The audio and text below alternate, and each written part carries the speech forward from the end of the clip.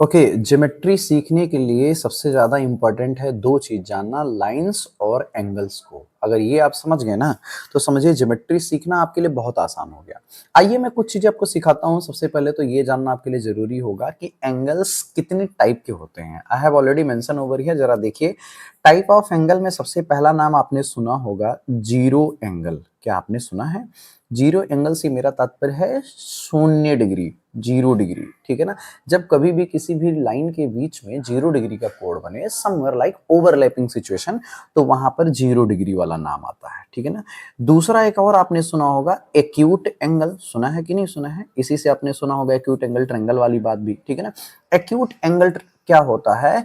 जब angle 0 degree से लेकर के 0 डिग्री टू 90 डिग्री के बीच में होता है, ठीक है ना। 90 डिग्री के बीच में, इन बिटवीन, यहाँ पे मैं लिख दे रहा हूं इन बिटवीन, याद रहे, तब हमारा ये एक्यूट एंगल होता है। मेक श्योर 90 डिग्री इस केस में कंसीडर नहीं किया जाएगा, ठीक। एक्यूट एंगल केवल वही एंगल होगा which will be more than 0 and less than 90, ठीक है ना। इन शॉर्ट आप इसको ऐसे लिख सकते हो, more than 0 theta, if more than 0 and less than 90 then only acute angle will be there. ये एक कैटेगरी हो गई। एक कैटेगरी मैं आपको और बता दूं जिसका नाम आपने सुना होगा ऑब्ट्यूज एंगल, ठीक है ना।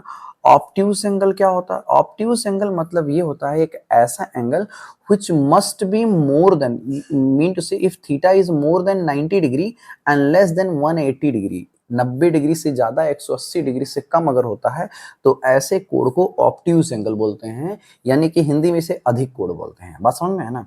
एक और सबसे प्यारा नाम आपने सुना होगा राइट एंगल, ठीक है ना। राइट एंगल इसी से बनता है राइट एंगल ट्रायंगल। क्यों?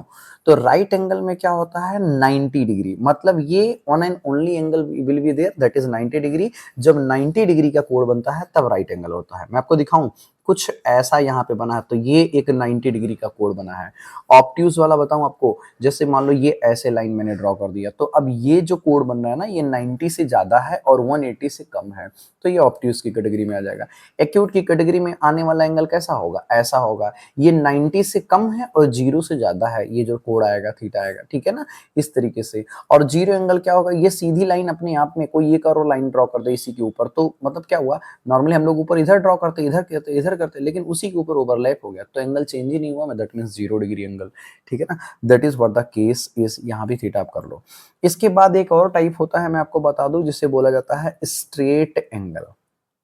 क्या बोलते हैं? Straight angle. स्ट्रेट एंगल मतलब होता है 180 डिग्री का एंगल जब भी बनेगा तो उसे स्ट्रेट एंगल बोलेंगे। जैसे मान लीजिए ये पॉइंट है, यहां से एंगल स्टार्ट हुआ और ऐसे ऐसे आते आते यहाँ आ गया, तो ये टोटल 180 डिग्री का एंगल बन रहा है, थीटा यहाँ पे 180 है, तो ऐसे कोण को हम बोलते हैं स्ट्रेट एंगल। हिंदी में इसका नाम होता है रिजु कोण, ठीक है ना। एक और एंगल होता है जिसका नाम होता है रिफ्लेक्स एंगल। क्या नाम होगा? Reflex angle. बहुत ज्यादा इंपॉर्टेंट है, इस बात को ध्यान में रखिएगा, ठीक है ना, as per the exam prospective, ठीक है। तो रिफ्लेक्स एंगल बेसिकली क्या होता है? मोर देन 180, जब 180 से ज्यादा एंगल हो, यानी कि थीटा की value must be more than 180 but less than 360 degree, अगर ऐसा होगा ना तो वो रिफ्लेक्स एंगल की कैटेगरी में आएगा। बात समझ में आया ना। जैसे मान लीजिए ये एक लाइन है, एक पॉइंट है, यहां से थीटा स्टार्ट हुआ, यहां तक आओगे तो ये बनेगा 180, लेकिन इसके नीचे आप चले जाओ, कहीं भी जाके रोकोगे तो ये पूरा का पूरा जो एंगल आपको दिखाई दे रहा है, ये कैसा एंगल होगा? रिफ्लेक्स एंगल होगा। ये दिमाग में रहे, क्योंकि this is more than 180 and less then 360। तो ये भी पॉइंट क्लियर हुआ होगा आपको, ठीक है ना। इसके बाद कुछ और पॉइंट बताता हूँ। रिफ्लेक्स एंगल के बाद एक और होता है जिसे बोलते हैं कंप्लीट एंगल। क्या बोलते हैं? Complete angle. ये तो आपको नाम से ही क्लियर होगा, कंप्लीट एंगल मतलब संपूर्ण कोण, और संपूर्ण कोण यानी कि कितना होगा? 360 डिग्री। जब हमारा थीटा 360 डिग्री हो जाए तो उसे बोलते हैं कंप्लीट एंगल, यानी कि 360 डिग्री का कोण यहाँ पे बन चुका है।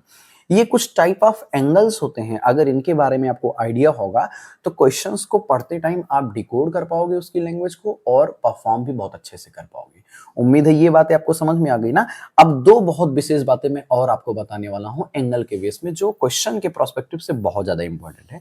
ध्यान से सुनिएगा मेरी बात, ठीक है। मैं जिन दो एंगल की बात कर रहा हूं उनका नाम है कॉम्प्लीमेंट्री एंगल और सप्लीमेंट्री एंगल। ये बहुत ही स्पेशल एंगल है, ध्यान रखिएगा।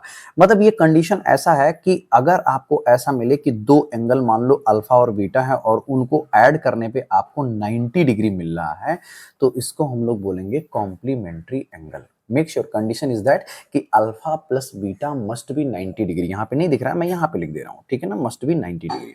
ठीक, ये कंडीशन है। और ऐसे ही सप्लीमेंट्री एंगल होता है, इसमें भी कंडीशन है। इसमें कंडीशन ये है कि इफ अल्फा प्लस बीटा दो एंगल इस तरीके से हो कि उनका सम जो निकालें वो आ जाए 180 डिग्री, तो इससे बोलते हैं सप्लीमेंट्री एंगल।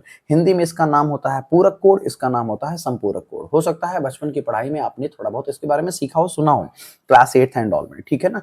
तो ये दो बहुत इंपॉर्टेंट एंगल हैं जिनके बारे में आपको मालूम होना चाहिए। अगर रहेगा, बहुत अच्छा परफॉर्मेंस आप दे पाएंगे एंगल पर बेस्ड क्वेश्चंस में, ठीक है ना। तो ये रहा आज का कॉन्सेप्ट। बाकी न्यूमेरिकल लगाने के लिए, क्वेश्चंस लगाने के लिए मिलेंगे हम लोग फिर अगली क्लास में, अगले वीडियो में। तब तक के लिए बहुत बहुत धन्यवाद।